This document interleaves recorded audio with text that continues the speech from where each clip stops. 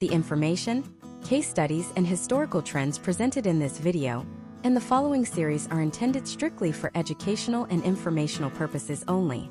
The automotive market, mechanical repair costs, and vehicle depreciation rates are highly volatile and subject to constant change based on macroeconomic factors, supply chain shifts, and regional labor rates. Nothing in this presentation should be construed as personalized financial, investment, or professional mechanical advice. Purchasing, maintaining, or repairing a vehicle involves inherent financial risks and unpredictable variables. We strongly advise all viewers to conduct their own extensive due diligence, review comprehensive vehicle history reports, and consult with certified independent mechanics and qualified financial advisors before making any vehicle purchase or committing to extensive automotive repairs. Your individual potential outcomes will vary based on your location, the specific condition of the vehicle, and your personal financial situation. Picture this scenario, which is playing out in dealership lots and driveways across the United States at this very moment. A 22-year-old recent college graduate, or perhaps a young professional finally landing their first major promotion, decides it is time to upgrade their lifestyle. They log onto a used car marketplace and make a thrilling discovery. Sitting right there on the screen is a stunning, meticulously detailed 7-year-old BMW, Audi, or Mercedes-Benz. It has premium leather, panoramic sunroofs, advanced driver assistance systems, and a badge that commands instant respect. The most shocking part? The asking price is exactly the same as a brand new, entry-level economy car. Feels like the ultimate life hack. Why would anyone buy a plastic-filled commuter hatchback when, for the exact same monthly payment, they can drive a flagship European luxury sedan that originally retailed for nearly $100,000? They sign the paperwork, take the keys, and drive off feeling like they have outsmarted the entire automotive industry. 6 months later, a small amber-colored check engine light illuminates on the digital dashboard. The car is running slightly rough.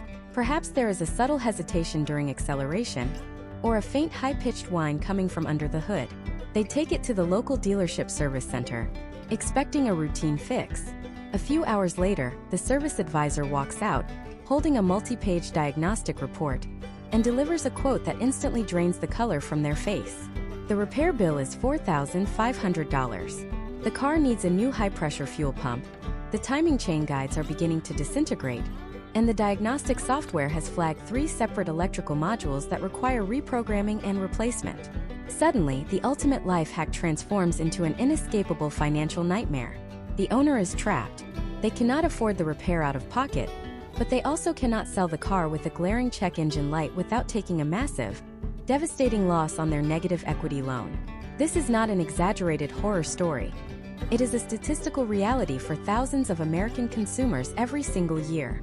The allure of the heavily depreciated European luxury vehicle is one of the most dangerous financial traps in the modern consumer landscape. We often hear the phrase that European cars are simply more expensive to repair, but very few people understand the deeply rooted engineering philosophies, the complex global supply chains, and the specific labor mechanics that make this statement an undeniable reality. Is it a conspiracy by the dealerships to price gouge consumers? Is it a fundamental flaw in German, British, or Italian engineering? Or is there a massive disconnect between how these vehicles are designed to be used in their home countries versus how they are operated and maintained here in the United States? In this comprehensive 10-part masterclass, we are going to tear down the myths, the anecdotal forum rumors, and the dealership smoke and mirrors to answer one definitive question. Are European car repairs actually more expensive? And if so, exactly why down to the final cent? If you are currently driving a European vehicle, if you are considering purchasing one in the near future, or if you simply want to understand the fascinating and often ruthless economics of the global automotive industry, this series is entirely for you. I am going to provide you with the exact intellectual framework and the historical data you need to protect your bank account. We are not just going to look at surface-level averages. We are going deeply under the hood. I am going to reveal the specific engineering decisions that dictate these costs. For example, we will examine the notorious service position required on many modern Audi vehicles, a design choice where a mechanic must completely remove the front bumper, the headlights, the grille, and the radiator simply to gain access to a routine maintenance item like an alternator belt. We will analyze the concept of engineered tight tolerances, exploring how a German engineer designs a cooling system to perform flawlessly under maximum load on the unrestricted Autobahn, utilizing complex networks of pressurized plastic pipes that inevitably become brittle and shatter after 5 years of enduring the stop-and-go heat cycles of American traffic. Furthermore, I am going to expose the hidden software monopolies that artificially inflate your repair bills. We will discuss how proprietary diagnostic systems lock out local, affordable mechanics, forcing you back to the dealership where labor rates can exceed $250 an hour. I will break down the intricate logistics of the European parts supply chain, illustrating how import tariffs, overseas shipping costs, and the lack of robust aftermarket alternatives in the US market mean that a simple sensor, which costs $20 for a domestic vehicle, suddenly costs $200 simply because it had to be flown in from Stuttgart or Munich. By the end of this journey, you will no longer look at a used luxury car the same way again. You will be equipped with the knowledge to read a vehicle's history report like a forensic accountant. You will know exactly which specific engine codes and transmission pairings are historical case studies in reliability, easily surpassing 200,000 miles with basic care, and which models are ticking time bombs engineered with inherently flawed plastic components that will inevitably lead to catastrophic engine failure. I am going to give you the exact questions you must ask a service advisor, the specific maintenance records you must demand from a seller, and the precise calculations you need to run to determine the true cost of ownership over a 5-year period. Prepare to step behind the curtain of the luxury automotive world, because what you are about to learn could potentially save you tens of thousands of dollars and spare you from years of mechanical frustration. Let us begin by analyzing the fundamental difference in how a vehicle is conceptualized on a drafting board in Tokyo versus a drafting board in Bavaria, and how that single difference dictates everything that happens to your wallet a decade later. To understand this fundamental divide, we must first examine the core engineering philosophies that dictate how a modern automobile is brought into existence. Let us look at the historical trends of Japanese automakers, specifically focusing on the engineering culture that birthed legendary platforms from brands like Toyota or Honda. Their underlying ethos is deeply rooted in the concept of continuous, incremental improvement of highly proven working practices. In automotive engineering, this manifests as a profound reluctance to abandon a mechanical platform that already works flawlessly. When a Japanese manufacturer develops a naturally aspirated internal combustion engine that proves to be exceptionally reliable in long-term consumer testing, they will not drastically redesign it from the ground up for the next generation. Instead, they will spend an entire decade making microscopic, hyper-focused tweaks to the piston rings, refining the fuel injection timing algorithms, and fortifying the water pump bearings. They design vehicles with the explicit historical understanding that the average consumer is notoriously terrible at adhering to strict maintenance schedules. Therefore, they build engines with slightly looser internal tolerances that can survive being run 2 quarts low on oil for months at a time. They consistently utilize heavy, durable metal timing chains and cast iron engine blocks, or remarkably thick aluminum internal components that resist warping, even when subjected to severe overheating. The ultimate priority is getting the driver from point A to point B every single day for 20 years with minimal dramatic mechanical failures. The historical trade-off for this bomb-proof reliability has usually been a slight, calculated compromise in cutting-edge driving dynamics, raw acceleration, and absolute peak horsepower figures. Now, contrast this conservative approach with the engineering drafting boards in Bavaria, Stuttgart, or Ingolstadt. European automotive engineers are historically driven by an entirely different, highly aggressive mandate. Their primary benchmark is not necessarily surviving 2 decades of neglected oil changes in a dusty suburban driveway. Their benchmark is the Autobahn.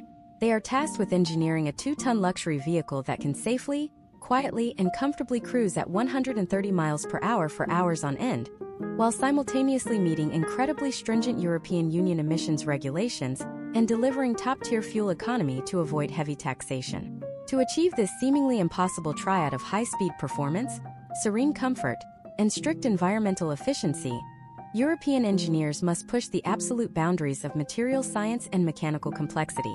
They simply cannot rely on heavy cast iron components if they want to hit their strict weight reduction targets. They must shave ounces wherever mechanically possible to improve the power-to-weight ratio and lower the center of gravity. Imagine if we look at a highly specific case study playing out right now in the year 2026. Meet David, a mid-level financial analyst living in the sprawling, traffic-heavy suburbs of Dallas, Texas. David has a grueling 45-minute commute every morning through gridlocked, stop-and-go traffic, often enduring ambient temperatures exceeding 100 degrees. Seeking a more comfortable commute, He recently purchased a visually stunning, heavily depreciated 5-year-old German luxury sedan. Under the hood of David's car sits a marvel of modern, highly optimized engineering. To hit those strict emissions targets and weight goals we discussed, the European engineers utilized highly advanced polymers and glass-reinforced plastics for critical engine components instead of traditional metals. The valve cover, the intake manifold, the water pump housing, the complex thermostat housing, and literally dozens of intricate coolant pipes routing fluid throughout the cramped engine bay are all manufactured from specialized black plastic. In a highly controlled laboratory environment, or when cruising steadily at high speeds in the temperate, cooler climate of Germany where massive, uninterrupted airflow constantly cools the engine bay, these lightweight plastic components perform flawlessly and contribute to the incredible efficiency of the vehicle. But David is in Texas in 2026. His daily commute consists of idling endlessly in severe gridlock. The ambient temperature trapped under the hood skyrockets without the benefit of forward motion airflow. The plastic components expand aggressively under the extreme heat and the high operating pressure of the sealed cooling system. Then David parks the car overnight in a cold garage, or perhaps experiences a sudden winter freeze common in the region. The plastic rapidly contracts. This endless, severe cycle of thermal expansion and contraction, repeated thousands of times over a 5-year period, fundamentally alters the molecular structure of those advanced polymers. The plastic progressively loses its essential elasticity. It becomes profoundly brittle. It begins to develop microscopic fractures that are completely invisible to the naked eye. And then one ordinary Tuesday afternoon, while David is accelerating aggressively onto the highway on ramp, a specialized plastic coolant pipe connector, a part that likely costs $25 to manufacture, simply snaps cleanly in half under the sudden surge of fluid pressure. The engine instantly loses its pressurized, vital coolant.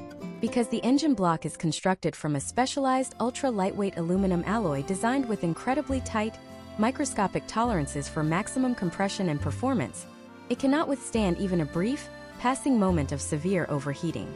Before David can safely maneuver through traffic and pull over to the shoulder, the cylinder head warps from the immense, unmitigated heat. The head gasket instantly blows. Coolant rapidly mixes with the engine oil, turning it into a useless, abrasive milky sludge that destroys lubrication. The internal bearings are deeply scored, and the pistons physically scar the delicate cylinder walls.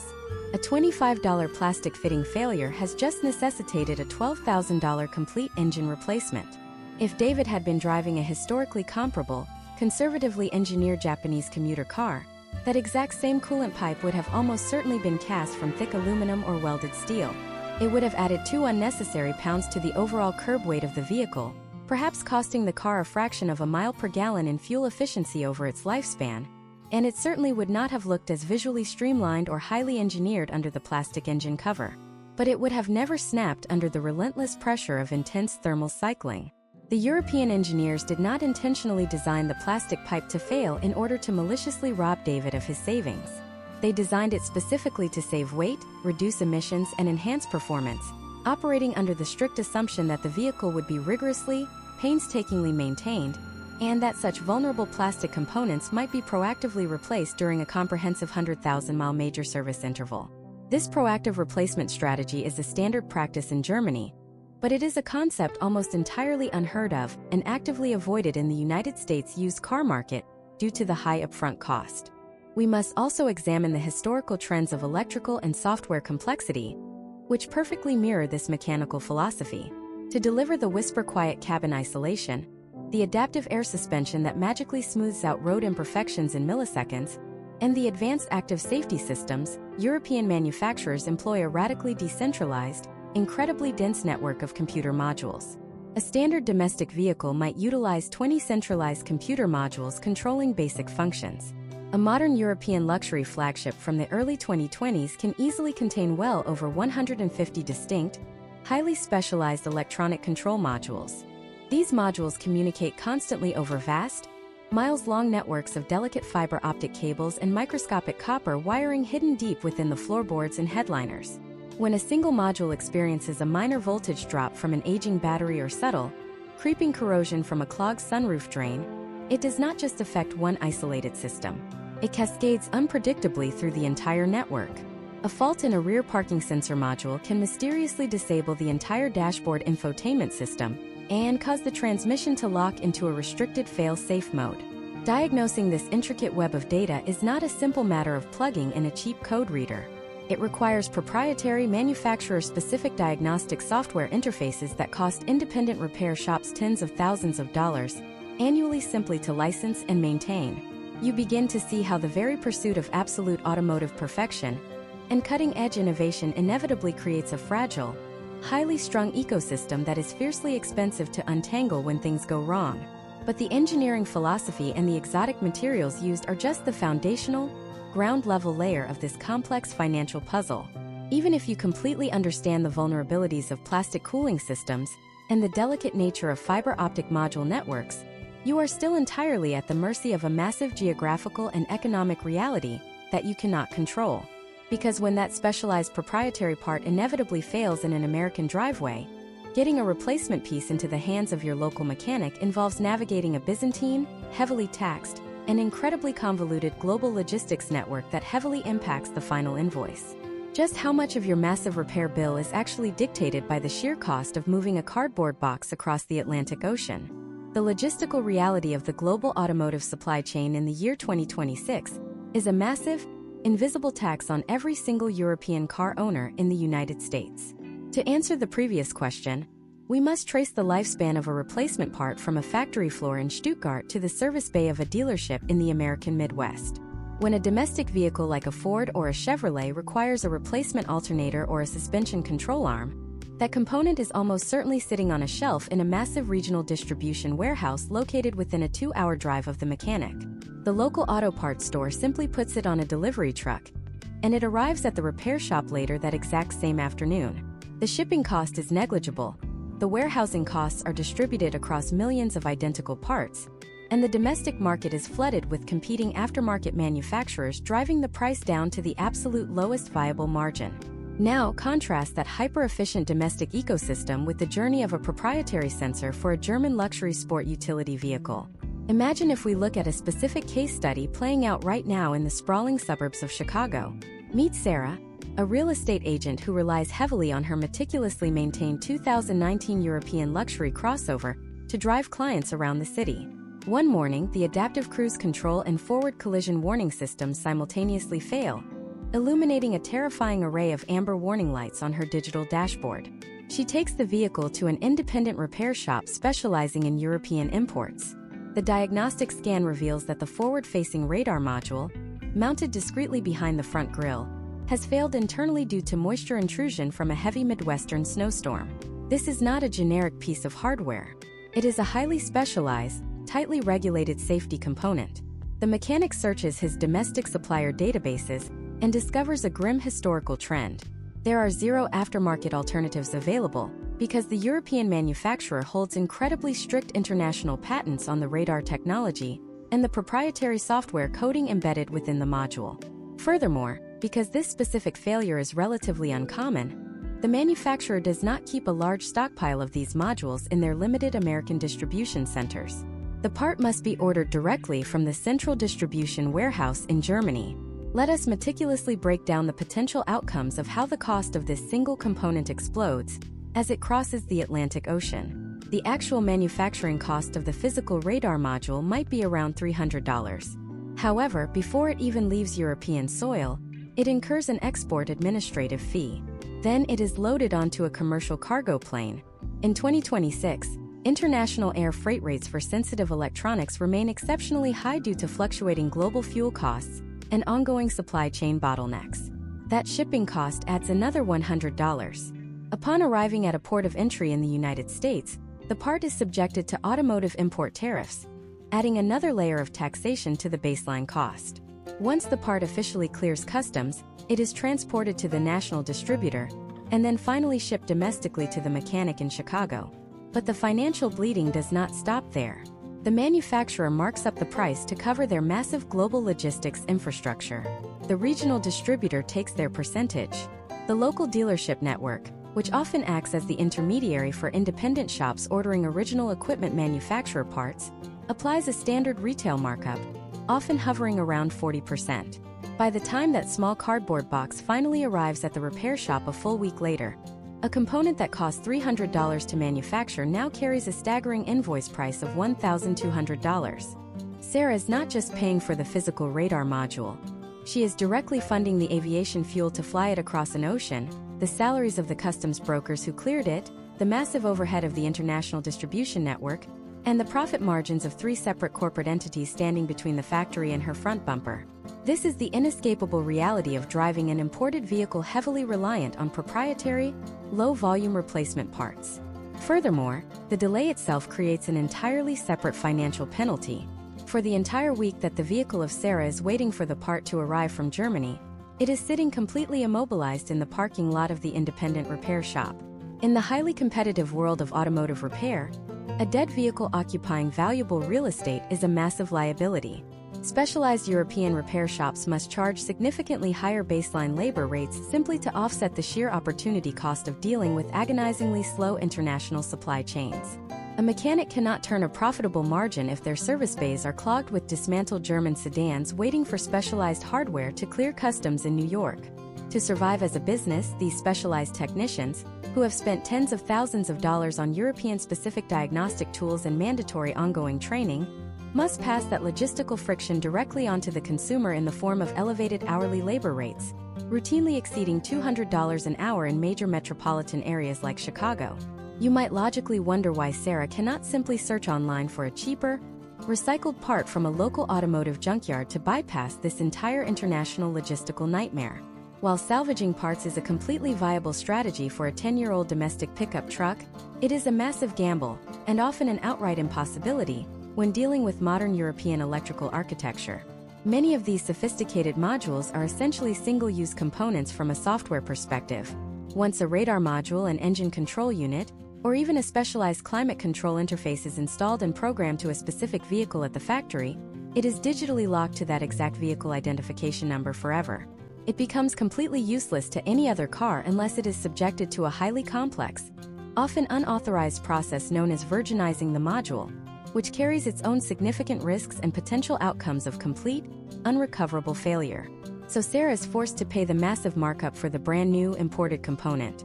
She authorizes the $1,200 part and the $400 in labor to remove the front bumper and physically bolt the new radar module to the chassis. The physical installation is completed in just 2 hours. The mechanic lowers the vehicle from the hydraulic lift, starts the engine, and expects the warning lights to instantly disappear. But they do not.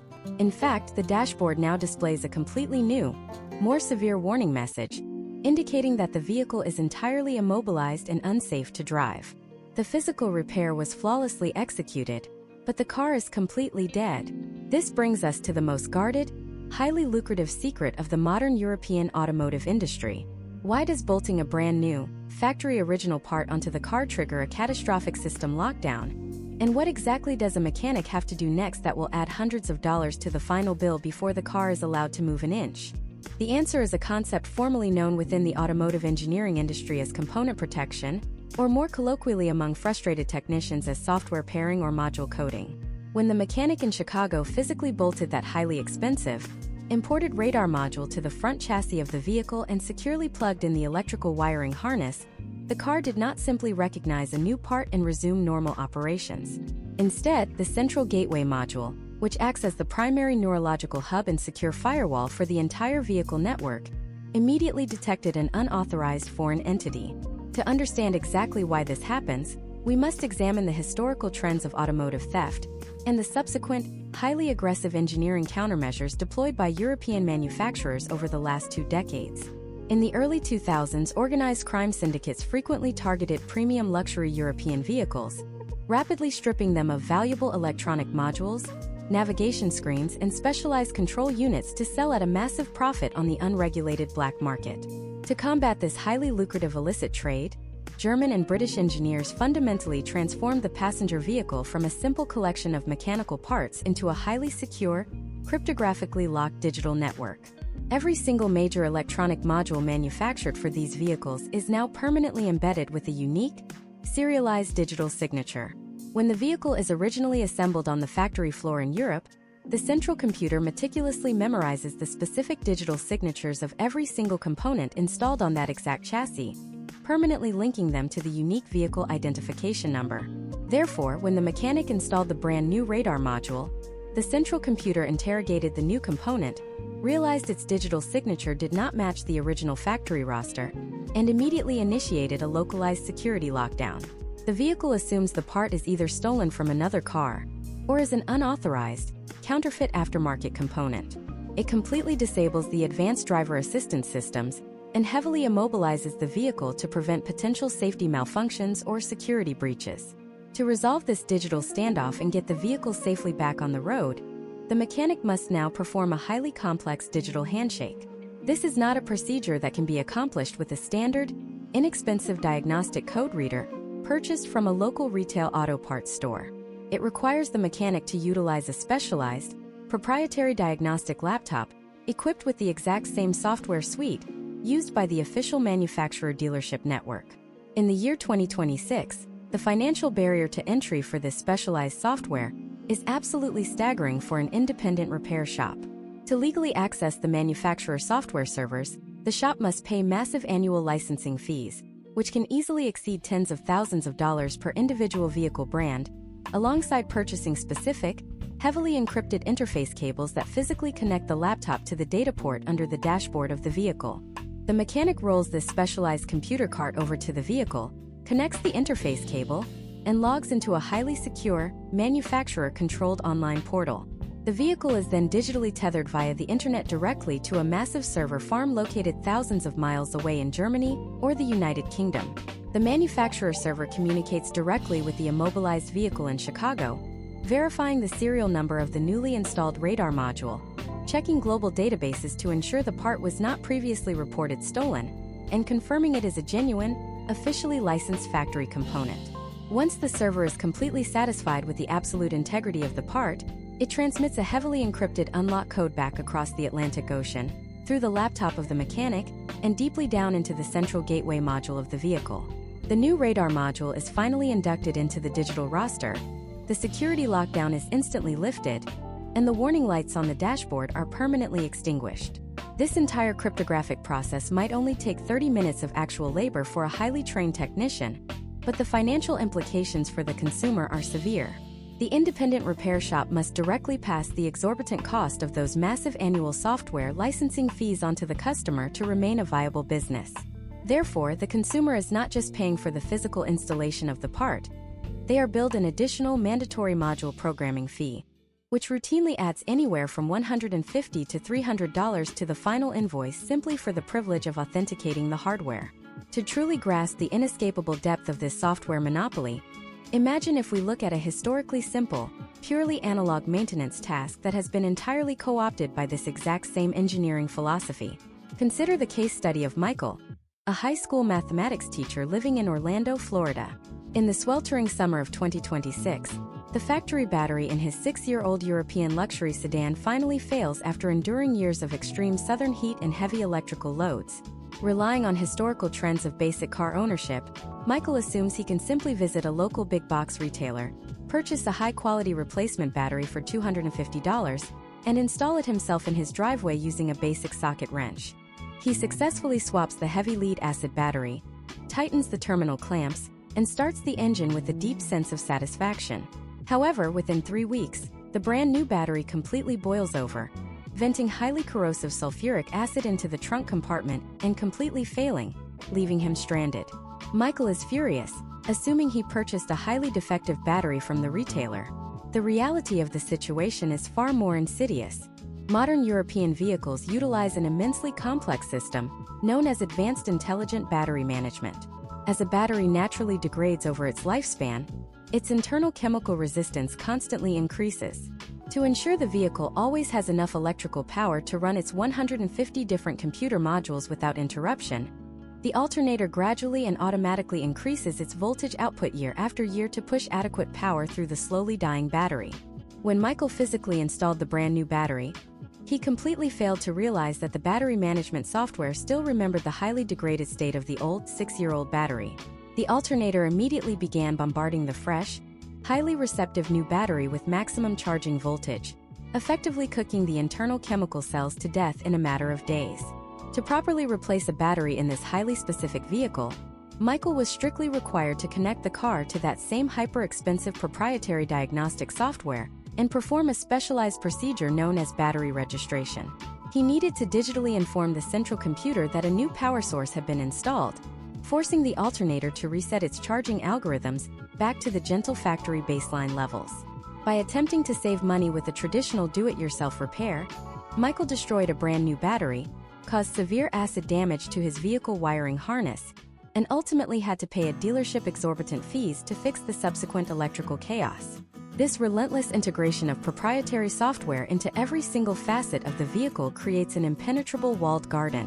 It fundamentally eliminates the historical concept of the independent, self-reliant car owner and forces consumers into a highly structured, remarkably expensive ecosystem where the manufacturer retains absolute control over the hardware, the digital operating system, and the exclusive right to repair the vehicle.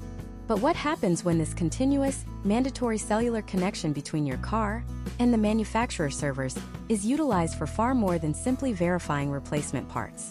What are the potential outcomes when a massive automotive manufacturer realizes they can leverage this exact same software architecture to artificially restrict the physical hardware already bolted to your chassis, forcing you to pay an ongoing monthly subscription fee just to activate the heated seats or the maximum horsepower you already paid for at the dealership? Welcome to the highly controversial and financially devastating reality of automotive microtransactions and features delivered strictly as a service. This is not some distant dystopian science fiction concept reserved for tech blogs. It is an active, highly aggressive revenue strategy currently being deployed across the entire European luxury segment in the year 2026.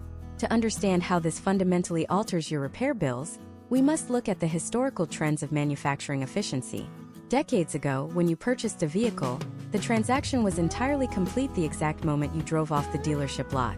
You paid a premium price for physical buttons that activated physical electrical relays to heat your leather seats, adjust your air suspension, or project your speed onto the windshield.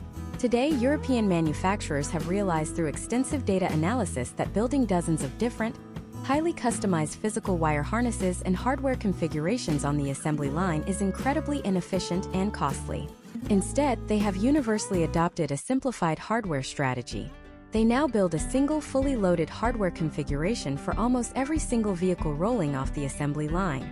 Whether the buyer pays for the base model or the flagship trim, every single car physically contains the specialized heating mats woven into the seats, the advanced radar sensors embedded in the bumpers, the high-output engine mapping software, and the complex rear-wheel steering actuators bolted to the chassis.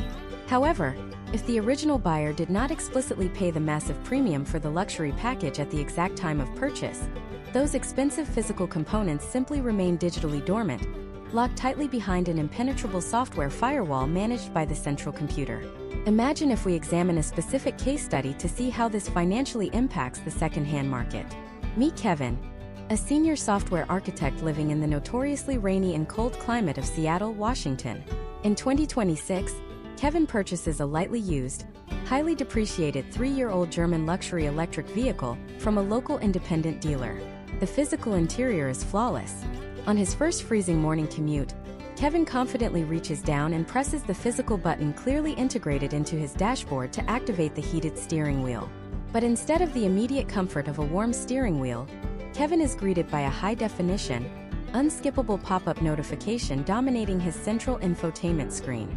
The message politely informs him that the heated steering wheel hardware is fully functional and ready to deploy, but he must use his smartphone to authorize a continuous monthly subscription fee of $18, or pay a massive one-time lifetime unlock penalty of $400 directly to the manufacturer.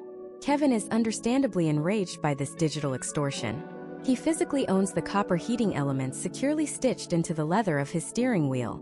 He physically owns the high-voltage battery that provides the necessary electricity. He physically owns the tactile button on his dashboard. Yet, the automotive manufacturer is acting as an aggressive digital toll booth, operating directly inside his own driveway.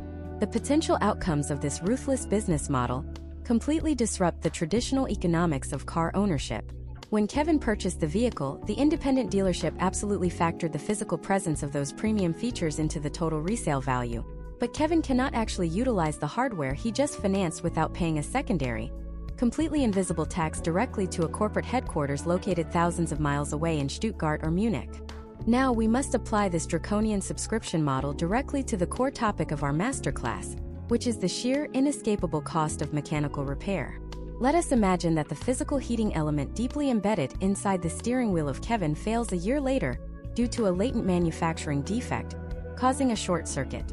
Because modern European steering wheels are constructed as highly integrated, unrepairable single components laden with capacitive touch sensors for hands-free driving, complex airbag modules, and biometric monitors, the entire physical steering wheel must be completely replaced.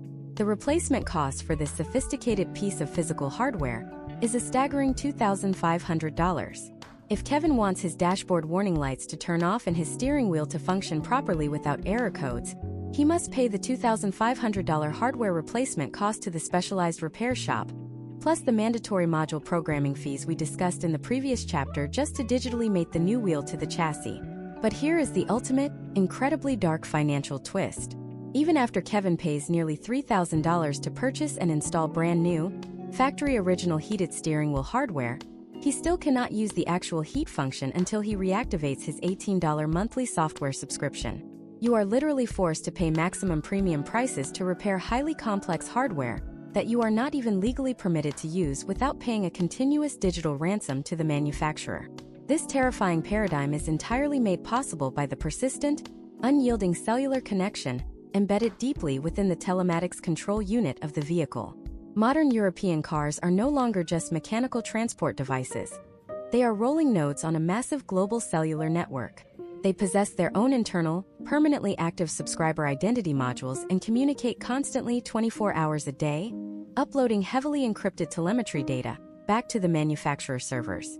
Manufacturers aggressively market this cellular connection as a massive convenience for the consumer, highlighting the historical trends of over-the-air updates. They claim this technology allows them to beam critical software improvements, navigation maps, and safety recall patches directly to your driveway while you sleep, saving you a tedious trip to the dealership. While that specific narrative offers genuine utility, it simultaneously grants the manufacturer unprecedented, absolute oversight and control over the internal nervous system of your vehicle. Through these silent, mandatory over-the-air updates, manufacturers can permanently alter the fundamental physical behavior of your car without your explicit consent or knowledge. There are heavily documented case studies in recent years where automotive companies utilize silent remote updates to quietly reduce the maximum battery capacity or severely slow down the fast charging speeds of older electric vehicles. They executed this under the theoretical guise of preserving long-term battery health and avoiding massive warranty claims, but it ultimately heavily degraded the core physical performance the consumer originally paid tens of thousands of dollars to acquire.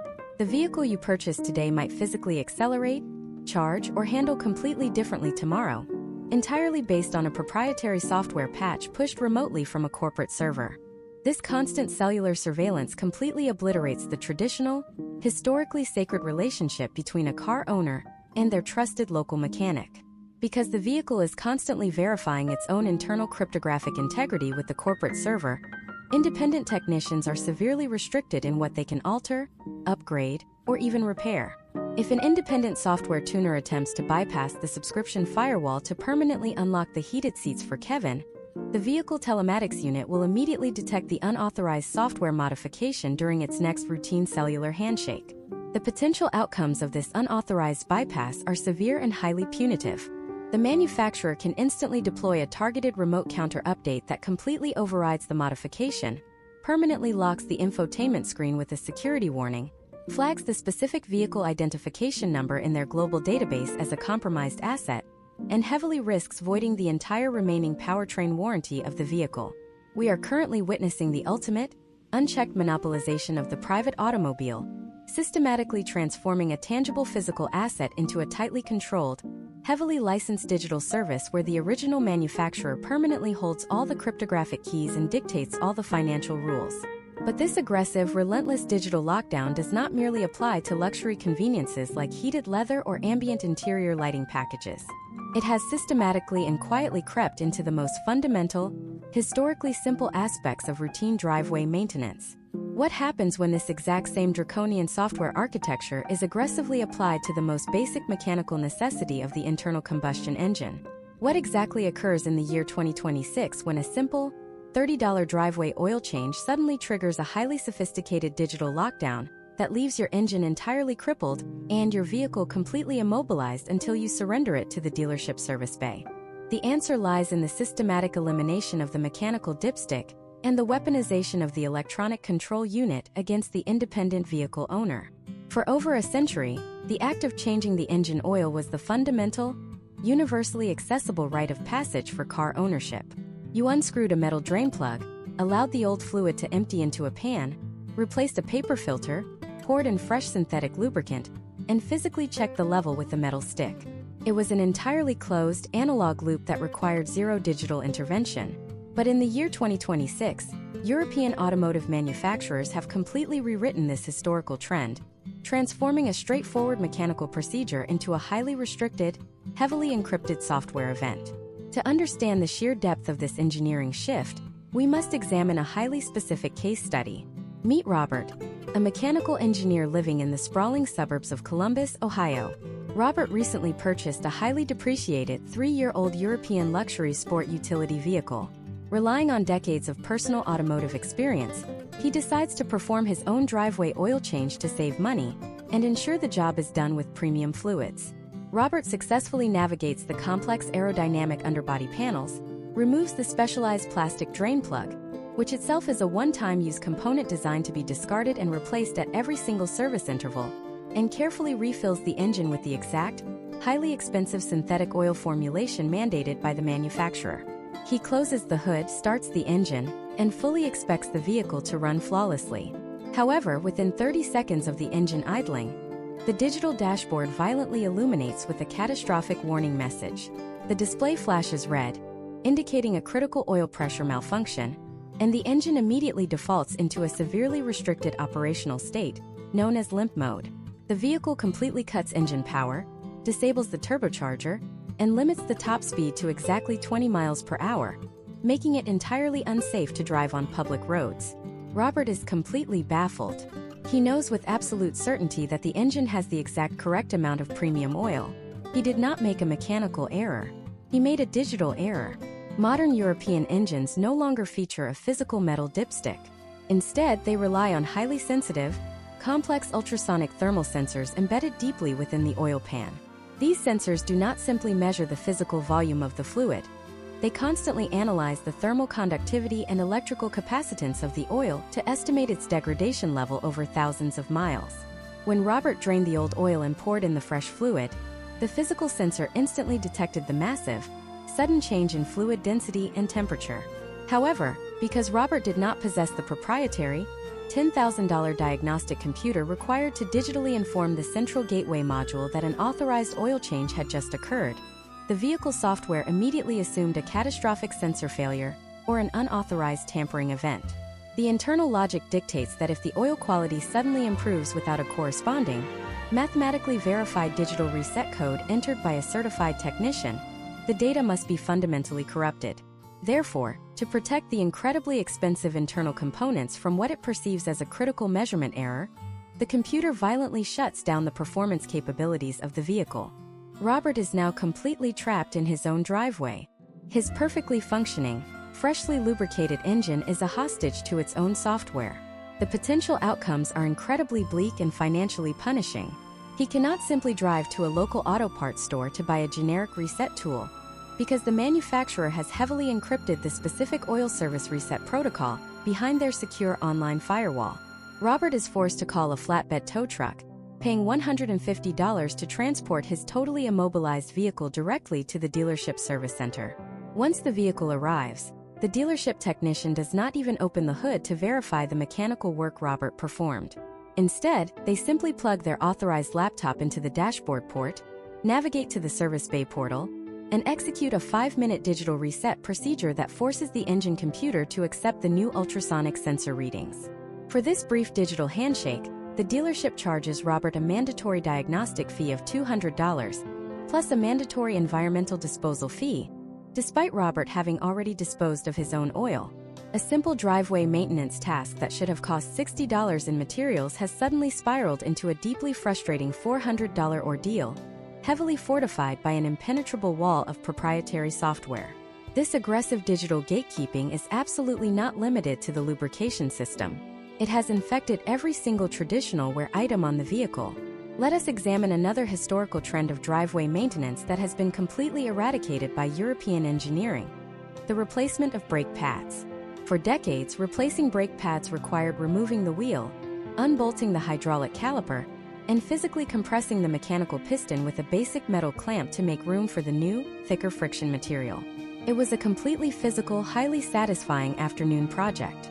In 2026, attempting to perform this exact same physical procedure on a modern European luxury sedan will instantly result in the catastrophic destruction of highly expensive components. These vehicles are universally equipped with electronic parking brakes. The rear brake calipers no longer rely on a simple steel cable pulled by a lever in the center console. Instead, they feature complex, high-torque electric motors bolted directly to the back of the hydraulic caliper. When you park the vehicle, these motors physically drive a threaded rod forward, locking the brake pads against the rotor with immense pressure. If a well-intentioned owner attempts to forcefully compress that rear caliper piston with a traditional mechanical clamp without first addressing the software, they will instantly shatter the internal gearing of the electric motor. The entire integrated electronic caliper assembly will be completely destroyed, resulting in a mandatory replacement cost that frequently exceeds $1,200 per wheel. To safely and correctly replace the rear brake pads, the mechanic must first connect the vehicle to the proprietary diagnostics software. They must navigate deep into the anti-lock braking system module and initiate a highly specific command called service mode. This digital command forces the electric motors to slowly retract their internal threaded rods, safely withdrawing the mechanical pressure, and finally allowing the technician to physically swap the brake pads. Once the new pads are installed, the computer must be commanded to re-engage the motors, mathematically recalibrate the clamping force based on the new thickness of the friction material, and perform a digital adaptation drive cycle. The consumer is once again forced to pay an exorbitant hourly labor rate, simply because a localized piece of software must grant physical permission for a basic mechanical repair to occur. The manufacturer completely dictates who is allowed to maintain the vehicle by heavily restricting access to the digital keys required to unlock the physical hardware. We are witnessing a profound, deliberate shift where the core profitability of a vehicle no longer stems from the initial purchase price on the showroom floor, but rather from the heavily monopolized, highly controlled life cycle of its maintenance. But what happens when this inescapable digital architecture extends far beyond routine maintenance items like oil and brakes? What exactly occurs when this hypersensitive, highly networked ecosystem of proprietary sensors and strictly controlled software protocols encounters the sheer physical violence of the real world? Imagine the potential outcomes when a seemingly insignificant, highly localized parking lot fender bender violently collides with a digital security system designed to permanently disable the entire vehicle at the slightest indication of structural trauma. How does a minor cosmetic scratch on a plastic bumper instantly transform a perfectly viable, $50,000 luxury vehicle into a mathematically unrepairable, financially devastating total loss simply because a hidden sensor triggered an irreversible pyrotechnic software event deep inside the battery management system? To understand this astonishing phenomenon, we must step away from the traditional internal combustion engine for a moment and examine the rapidly expanding universe of European electric and high-voltage plug-in hybrid vehicles. In the historical trends of automotive safety, crash engineering was a purely physical science. Engineers designed steel crumple zones to absorb kinetic energy and deploy nylon airbags to cushion the occupants. If you experienced a low-speed collision, the physical damage was generally limited to exactly what your eyes could see on the surface. A cracked plastic bumper meant you simply needed a new plastic bumper. But in the year 2026, European manufacturers have fundamentally merged the science of physical crash safety with the absolute, uncompromising rigidity of digital risk management. When a modern European electrified vehicle is involved in a collision, it is not just the physical chassis that reacts. It is a highly sensitive network of accelerometers that instantly feeds real-time data to the central battery management system. Imagine if we look at the specific case study of Jessica, a healthcare administrator living in the densely populated urban center of Atlanta, Georgia. In the spring of 2026, Jessica is driving her highly depreciated, 2-year-old European luxury plug-in hybrid crossover. While navigating a chaotic supermarket parking lot at a mere 7 miles per hour, another driver aggressively backs out of a space and collides directly with the front passenger side bumper of Jessica's vehicle. the physical impact is remarkably minor. The airbags do not deploy. The headlights remain perfectly intact. The only visible damage is a scuffed, cracked plastic bumper cover and a slightly bent radar sensor bracket. Historically, this is a highly routine minor inconvenience. An insurance adjuster would historically estimate the cosmetic repair at perhaps $1,800. The local body shop would paint a new bumper, and Jessica would be back on the road in 3 days. However, the instant that minor physical impact occurred, an invisible, highly aggressive chain reaction was triggered deep within the electrical architecture of her vehicle. The accelerometers mounted behind the bumper registered a sudden spike in lateral G-forces. While this force was nowhere near strong enough to deploy the airbags to protect the human occupants, it strictly crossed a heavily programmed, incredibly low-tolerance digital threshold designed to protect the massive lithium-ion battery pack mounted underneath the floorboards. European engineers, deeply terrified of the potential outcomes of a high-voltage thermal runaway fire following an accident, have universally implemented a zero-tolerance safety protocol. The moment that low-speed threshold was crossed, the central computer instantly sent a microscopic electrical pulse to a highly specialized component known as a pyrotechnic battery disconnect, or a pyrofuse. This is not a traditional electrical fuse that quietly blows when overloaded. It is a literal miniature explosive charge physically integrated into the main high-voltage power cable. When the computer fired that signal, the pyrofuse violently detonated, instantly and permanently severing the physical connection between the massive high-voltage battery and the rest of the vehicle. In a fraction of a second, the hybrid vehicle of Jessica was completely bricked. The digital dashboard went entirely black. The electronic transmission locked securely into park. The electronic doors became difficult to open. The vehicle became a dead, immovable 2-ton block of metal and glass blocking the parking aisle. Jessica is completely bewildered. She looks at the tiny scratch on her bumper and cannot comprehend why her perfectly pristine luxury vehicle requires a heavy-duty flatbed tow truck to be removed from a grocery store parking lot. The vehicle is towed to the local authorized European dealership collision center, where the true financial devastation of this engineered safety protocol is finally revealed. The service advisor explains that replacing the pyrofuse is not a simple matter of swapping a blown fuse in a fuse box. Because the explosive charge severed the main line, the entire high-voltage architecture is now under a mandatory, highly strict software lockdown. To lift this lockdown, the dealership must follow an unyielding, hundreds of pages long diagnostic protocol dictated entirely by the manufacturer headquarters in Germany. First, to even touch the vehicle, the dealership must assign a specialized, high-voltage certified master technician. These technicians require hundreds of hours of advanced electrical training and must wear specialized protective gear, including Class 0 heavy rubber gloves and arc flash protective face shields, simply to approach the disabled battery. Because of this specialized training and extreme liability, the baseline labor rate for this specific technician is a staggering $350 an hour. The protocol dictates that the technician must physically remove the entire massive battery pack from underneath the vehicle, a process that alone takes 6 hours of intensive labor. Once the battery is dropped onto a specialized heavy-duty hydraulic table, the technician must perform a microscopic, millimeter by millimeter structural inspection of the battery casing to ensure the 7-mile-per-hour parking lot bump did not somehow cause a hairline fracture in the aluminum housing. They must then utilize the hyper-expensive proprietary diagnostic software to interrogate every single individual battery cell module for minute voltage irregularities. The pure labor cost just to perform this mandatory physical and digital inspection easily exceeds $4,000, and that is before a single part has been ordered or repaired. But the mathematical nightmare for Jessica and her insurance company has only just begun. During the inspection, the technician discovers a tiny, entirely superficial scratch on the bottom of the aluminum battery casing, likely caused by a stray piece of gravel bouncing up from the road surface months before the accident even occurred. However, the manufacturer engineering protocol explicitly states that any visible imperfection, scratch, or dent on the high-voltage housing, regardless of its actual depth or origin, strictly mandates the complete replacement of the entire battery pack. The manufacturer will completely refuse to digitally unlock the system or provide any future warranty coverage unless a brand new battery is installed. The dealership generates the final repair estimate. The new plastic bumper cover, paint and labor cost the historically expected $2,000. The specialized labor for the high-voltage inspection adds another $4,000. the replacement pyrofuse and wiring harness at $800, and the mandatory replacement of the entire high-voltage battery pack adds an absolutely mind-numbing $26,000 to the invoice. The final repair bill for a 7-mile-per-hour parking lot fender bender is mathematically staggering, sitting firmly at $32,800. When the insurance adjuster receives this estimate, they immediately run the numbers.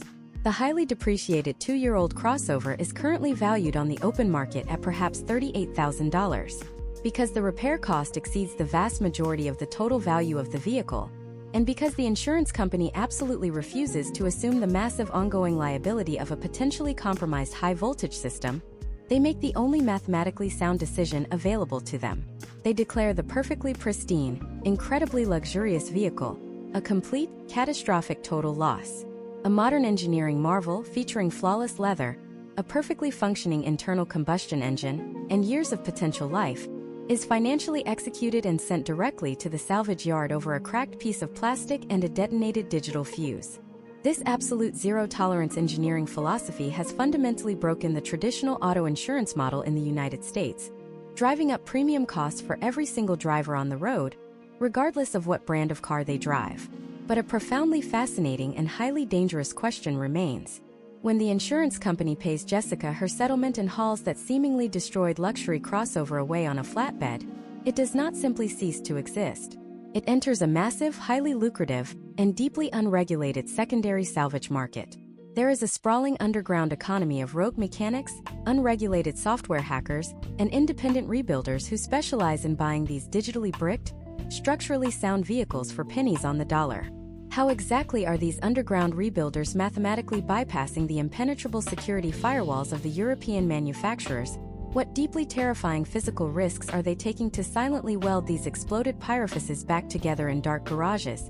And how are these silently compromised ticking time bombs quietly making their way back onto neighborhood used car lots completely undetected by the average American consumer?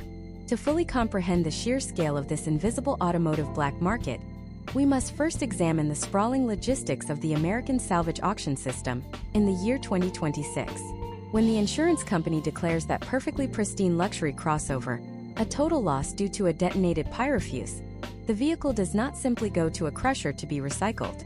It is loaded onto a commercial transport truck and deposited into one of the massive nationwide salvage auction lots that stretch for acres outside every major metropolitan area. These massive auctions are the primary feeding ground for a highly specialized breed of unregulated automotive rebuilders. Let us look at the historical trends of vehicle restoration to understand how drastically the landscape has changed. In the past, a rebuilder would purchase a wrecked domestic sedan, manually pull the dented steel frame straight on a heavy hydraulic rack, weld on a salvaged front body clip, and apply a fresh coat of paint. It was a trade built entirely on physical metalworking and analog mechanical ingenuity. Today, repairing a salvaged European electrified vehicle requires the exact same entrepreneurial mindset, but the battlefield has completely shifted from physical sheet metal to encrypted software architecture and high-voltage engineering. The financial incentive driving this underground economy is absolutely staggering. That identical luxury crossover, which originally retailed for over $50,000 and was written off for a $32,000 battery replacement estimate, will often cross the salvage auction block with a winning bid of perhaps $6,000. The rogue rebuilder now owns a visually stunning luxury vehicle with a flawless leather interior, an untouched mechanical suspension system, and zero structural chassis damage.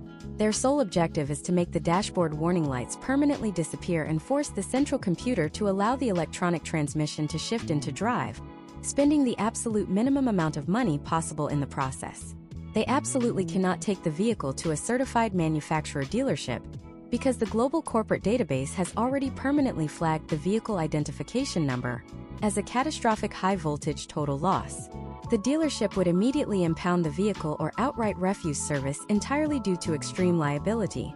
Therefore, the rebuilder must completely circumvent the official engineering protocols using highly illicit methods. This is exactly where the dark web of automotive hacking comes into play. Instead of purchasing the $26,000 replacement battery pack, mandated by the strict manufacturer safety guidelines, the rebuilder logs onto unregulated overseas internet forums to purchase specialized, bootleg diagnostic software. These illicit software suites are essentially reverse-engineered versions of the official factory tools, carefully stripped of their internet network authentication requirements by sophisticated digital pirates. But hacked software alone cannot magically fix a physically severed high-voltage power line.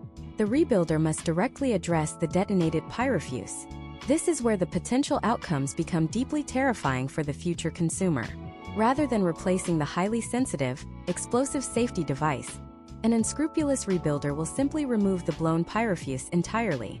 They will then take a solid piece of thick copper plumbing pipe or a heavy-gauge industrial welding cable and physically solder it directly across the severed high-voltage terminals. They have just manually bridged the gap, allowing the lethal, high-amperage current of the massive lithium-ion battery to flow freely back into the vehicle systems. However, the battery management system computer is highly intelligent and continuously vigilant. It constantly monitors the specific electrical resistance of the pyrofuse circuit. It knows mathematically that a piece of raw copper pipe does not carry the correct electronic signature of a factory safety device. To deceive the computer, the rebuilder utilizes a microscopic electronic component known as a controller area network bus emulator. This emulator is a tiny $20 microchip that is illegally spliced directly into the complex wiring harness hiding deep behind the dashboard. Its entire purpose is to constantly intercept the continuous distress signals coming from the compromised battery pack and translate them into a fake, perfectly healthy status report before the data ever reaches the central gateway module. The hidden emulator chip continuously whispers to the main computer, falsely assuring it that the pyrofuse is fully intact, the high-voltage isolation is perfect, and the battery cells are operating at optimal factory temperatures. Imagine if we look at a highly specific case study of how this exact vehicle quietly re-enters the consumer market. Meet Mark, a hardworking nursing student living in Miami, Florida. Mark has been saving his money for years and wants to buy a reliable, highly efficient premium hybrid to commute to his hospital clinical rotations across the sprawling city. He finds an incredibly attractive listing on a local online automotive marketplace. It is our exact same luxury crossover, being sold by an independent unmarked used car lot operating out of a gravel driveway. The asking price is $28,000, which is a massive, seemingly incredible discount compared to the $38,000 market average for a clean title vehicle. The rebuilder legally manipulated the paperwork through a process known historically as title washing, transferring the registration through multiple states with remarkably lax inspection laws to mathematically scrub the severe salvage brand from the official public record. When Mark arrives to inspect the vehicle, he is completely captivated. The exterior paint is flawless. The interior smells brand new. He turns the ignition key, and the digital dashboard illuminates perfectly, glowing a reassuring green to indicate the high-voltage system is ready to drive. There is not a single warning light, error message, or diagnostic code visible anywhere on the high-definition screen. Mark takes the car for a thorough test drive down the sunny Miami highway. The vehicle accelerates flawlessly on pure electric power. The regenerative braking system feels perfectly calibrated. The complex climate control system blows ice-cold air.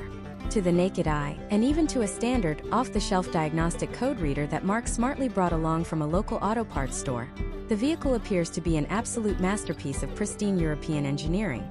The inexpensive consumer code reader simply asks the central computer if everything is functioning correctly, and the central computer, currently being actively lied to by the hidden $20 emulator chip, happily responds that the car is in perfect factory condition.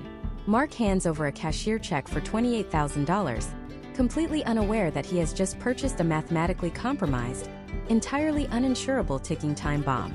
The severe physical danger of this situation cannot be overstated.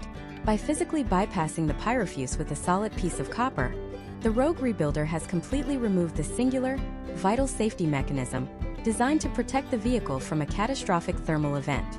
For the first few months, Mark drives the car without incident.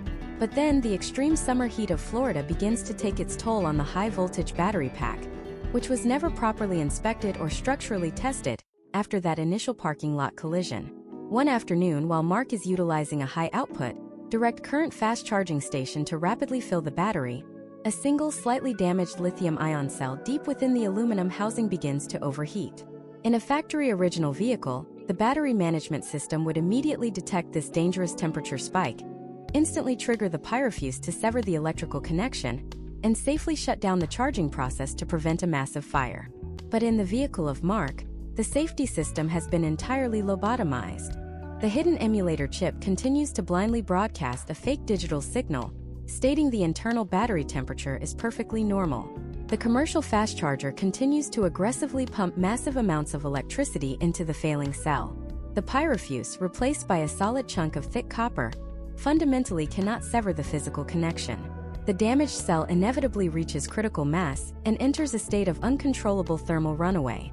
The immense heat instantly spreads to the adjacent cells, and within minutes, the entire underside of the pristine luxury crossover erupts into a violent, self-sustaining chemical fire that cannot be easily extinguished by standard municipal water hoses. Mark safely escapes the vehicle just in time, but he is forced to stand on the sidewalk and watch his entire financial life savings literally burn to the ground.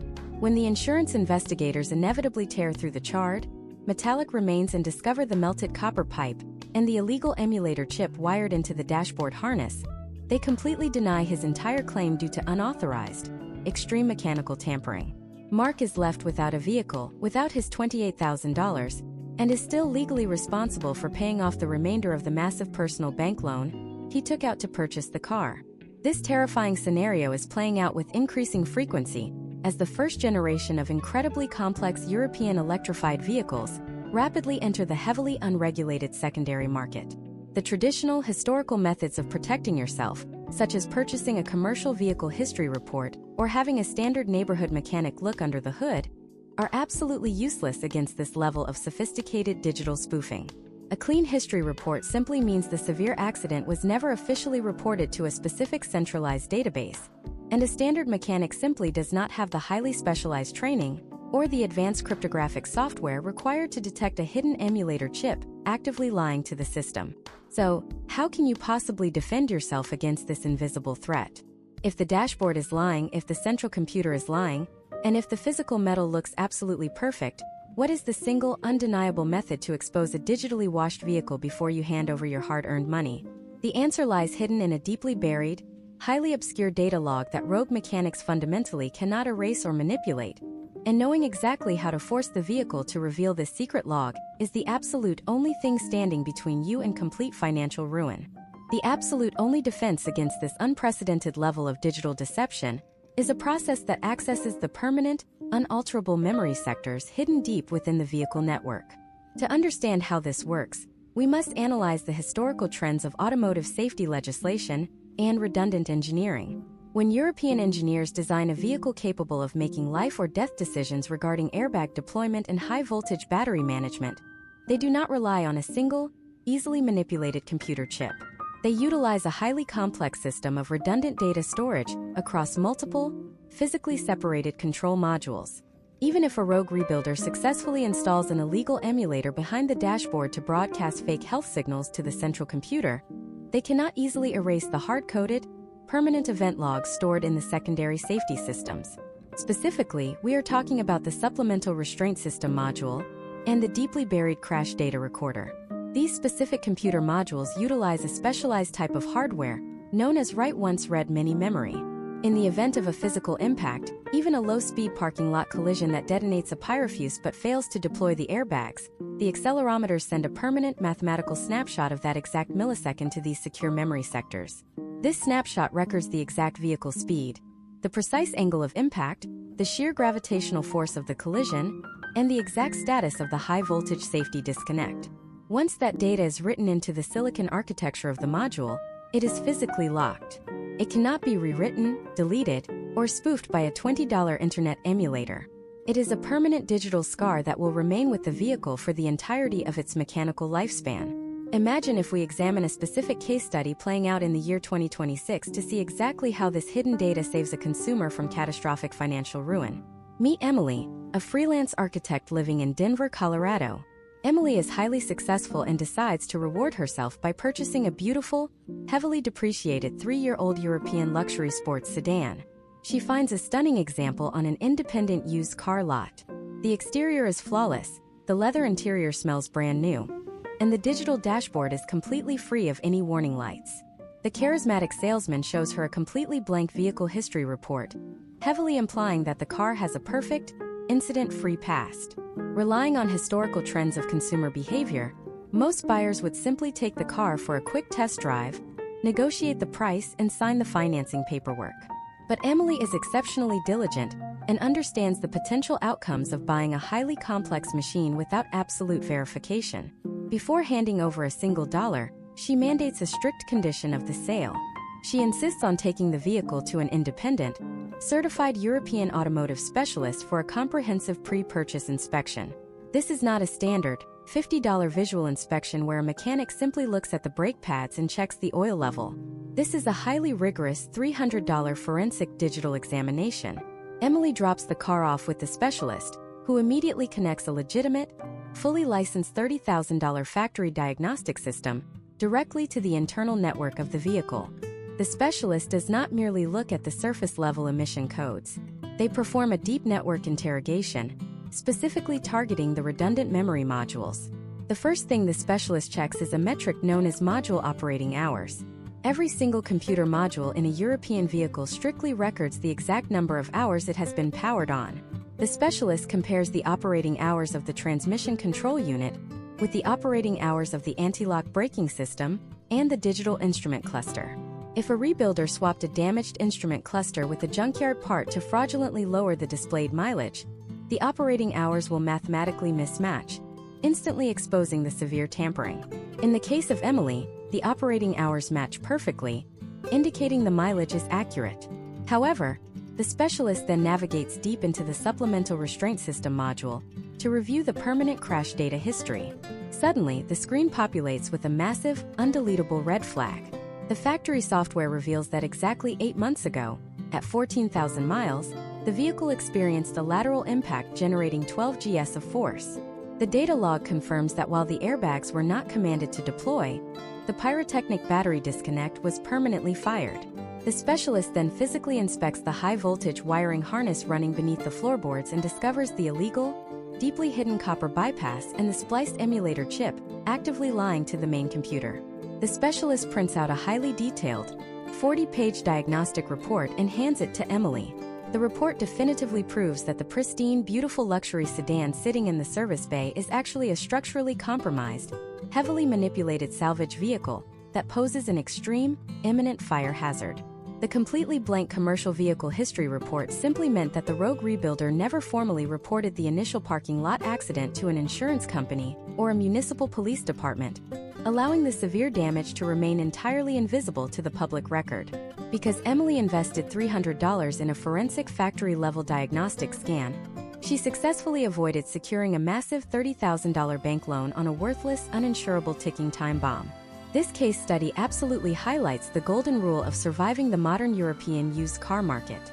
You must never trust the digital dashboard, you must never blindly trust a commercial history report, and you must absolutely never purchase a post-warranty luxury vehicle without a comprehensive digital interrogation performed by a qualified, specialized technician.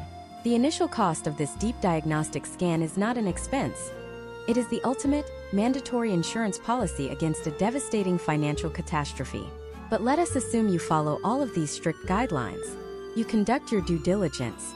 You hire the most cynical, highly trained European automotive specialist in your city to perform the deepest possible inspection.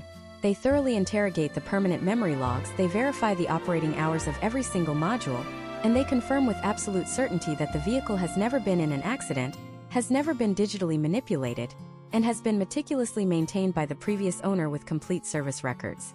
You have successfully found the absolute unicorn of the used car market. You confidently purchase this mathematically perfect, incredibly luxurious machine, fully believing you have entirely bypassed the treacherous financial traps we have discussed. You are completely wrong. Even if you purchase an entirely honest, perfectly pristine European vehicle, you are still driving directly toward a massive, entirely legal, and heavily engineered financial cliff. The manufacturers have designed a final, inescapable mathematical equation, specifically waiting for you in the 7th year of ownership. This is not a software glitch or a secret salvage operation. It is a highly calculated, intentional degradation of specific, hyper-expensive mechanical components that are quietly programmed by the fundamental laws of thermodynamics to fail exactly when the extended warranty officially expires.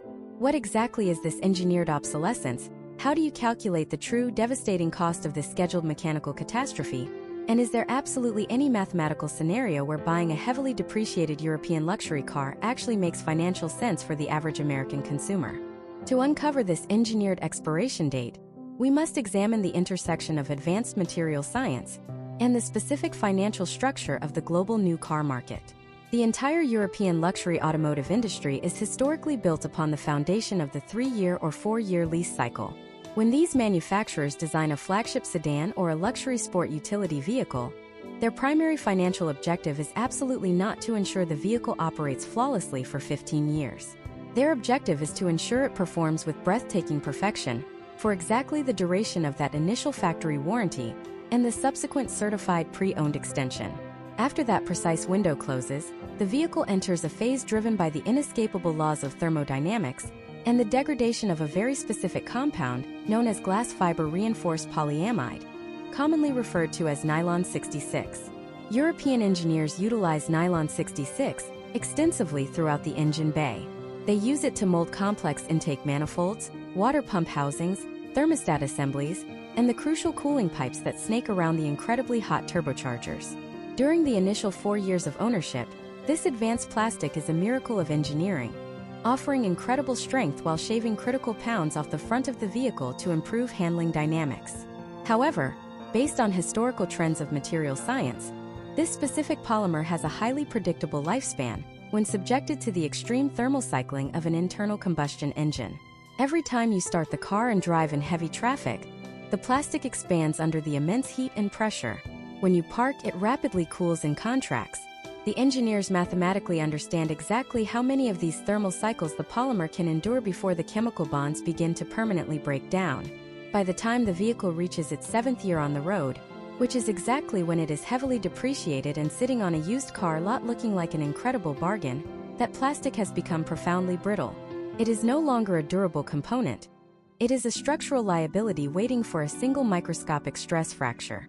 To see the potential outcomes of this engineered timeline, let us look at the case study of James, a high school principal living in the harsh, fluctuating climate of Minneapolis, Minnesota in the year 2026. James has always wanted a premium European driving experience, and he finally purchases a stunning, 7-year-old German sport utility vehicle with exactly 80,000 miles on the odometer. He pays $24,000 in cash, believing he has secured a brilliant financial victory by avoiding the massive initial depreciation curve. In the 3rd month of his ownership, the temperature in Minneapolis drops well below freezing. James starts the vehicle, and a seemingly minor chain reaction begins deep within the complex air suspension system. The rubber air bladders that replace traditional steel coil springs on these luxury vehicles have also reached their 7th year of continuous environmental exposure. The microscopic pores in the rubber have slowly expanded, creating a tiny, almost invisible air leak in the front right suspension strut. As James drives to work, the air suspension control module detects that the front right corner is sagging by a few millimeters. To compensate and keep the luxury ride perfectly level, the computer commands the electric air compressor, hidden deep inside the trunk compartment, to turn on and pump more pressurized air into the leaking strut. Because the leak is continuous, the compressor is forced to run continuously. It was never engineered for a 100% duty cycle. Within 3 days of fighting the invisible leak, the electric motor of the compressor completely overheats and literally melts its internal copper wiring. The entire suspension system instantly collapses, dropping the heavy vehicle completely onto its bump stops and making it entirely undrivable. James is forced to tow the vehicle to an independent specialist. The repair bill is devastating. He cannot simply patch the microscopic hole in the rubber bladder. He must replace the entire front air strut assembly for $1,800, and he must replace the incinerated air compressor for an additional $1,200. Adding the mandatory labor and the proprietary software calibration required to level the new system, James is immediately handed a $4,000 invoice. But the mathematical catastrophe for James does not end there. 2 months later, the thermodynamic ticking time bomb inside his engine finally reaches zero.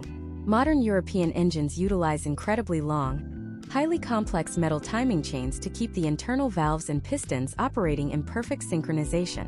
To keep these heavy metal chains tight as they rapidly spin, the engineers utilize long tensioner guides. To save weight and reduce internal engine noise, These critical guides are manufactured entirely out of that exact same nylon 66 plastic. For 7 years, these plastic guides have been completely submerged in boiling hot engine oil. While James is accelerating onto the highway, one of those brittle plastic guides finally snaps perfectly in half. The metal timing chain instantly loses its tension. It violently whips inside the engine block and jumps a single tooth on the main gear. The precise synchronization of the engine is instantaneously destroyed. Because European engines are manufactured with extremely tight tolerances to maximize horsepower, they are known as interference engines. This means the engine valves physically share the exact same physical space inside the cylinder as the pistons, just at different fractions of a second. When the timing chain jumps, the valves remain fully open, while the heavy metal pistons fire upward at 3,000 revolutions per minute. The pistons violently smash into the valves, completely destroying the cylinder head, bending the internal rods, and sending highly abrasive metal shrapnel directly into the turbochargers. In a fraction of a second, the engine is completely annihilated. The replacement cost for a new factory engine, including the massive labor required to drop the entire front subframe of the vehicle, is a staggering $17,000. Within 6 months of ownership, James has faced $21,000 in mechanical failures on a vehicle he purchased for $24,000. This brings us to the ultimate calculation. Is there any mathematical scenario where buying one of these heavily depreciated vehicles makes actual financial sense for the average American consumer? Based on the historical trends and the hard data of repair logistics, there are only 2 highly specific scenarios where this works. The first scenario is the lease-only paradigm. Wealthy consumers mathematically understand that they are not buying a car. They are buying a highly controlled, fixed-cost mobility experience. They pay a massive premium to rent the vehicle during its perfect, 4-year warranty window, and the exact moment the plastic degradation curve begins and the proprietary software subscriptions expire, they hand the keys back to the dealership and walk away completely shielded from the catastrophic repair bills. The second scenario belongs exclusively to the hyper-specialized domestic enthusiast. Meet Thomas, an information technology specialist living in rural New Jersey in 2026. Thomas buys the exact same depreciated luxury cars as James, but his financial outcome is entirely different because he treats the vehicle not as a simple appliance, but as an aggressive, highly technical hobby. Thomas mathematically factors the failures into his purchase price. He intentionally buys the vehicle for $15,000, knowing the engine will need a complete overhaul. More importantly, Thomas has spent $10,000 outfitting his home garage with the heavy-duty hydraulic lift, and he has successfully navigated the dark web to purchase the cloned, unlocked proprietary diagnostic software we discussed in earlier chapters. Thomas does not wait for the plastic timing chain guides to shatter. The very week he brings the car home, he completely dismantles the front of the engine, removes the degrading factory plastic components, and replaces them with heavy-duty, aftermarket aluminum upgrades engineered by independent racing companies. He purchases his replacement parts exclusively from specialized online European distributors that offer radical, lifetime replacement warranties on every single component, including wear items like brake pads and synthetic oil. Thomas entirely bypasses the dealership monopoly. He bypasses the exorbitant hourly labor rates, and he aggressively re-engineers the weak points of the vehicle before they can cause a cascading failure. If you do not possess the advanced mechanical skills, the cloned software, the physical garage space, and the massive dedication of Thomas, purchasing a post-warranty European luxury vehicle is mathematically equivalent to setting your financial portfolio on fire. We have spent this entire masterclass tearing down the invisible walls, the software monopolies, and the material engineering secrets of the European automotive industry. You now possess the exact forensic knowledge required to protect your family from a devastating financial trap. You know to demand the permanent crash data logs, you understand the silent menace of the pyrofuse, and you recognize the lethal timeline of thermoplastic degradation. But just as you feel completely secure in your decision to walk away from the European used car lot and head directly toward the seemingly indestructible, fiercely loyal market of the heavy-duty American pickup truck, a terrifying new reality is taking shape. What exactly happens when the domestic manufacturers sitting in Detroit realize that the software monopolies and the engineered obsolescence deployed by the Europeans are generating billions of dollars in secondary market profits? In our next extensive masterclass, we are going to open the hood of the modern American work truck and expose the hidden hyper-complex European architecture currently masquerading behind a heavy steel bumper, and reveal how the simple farm truck has quietly become the most expensive, highly restricted digital nightmare on the American road.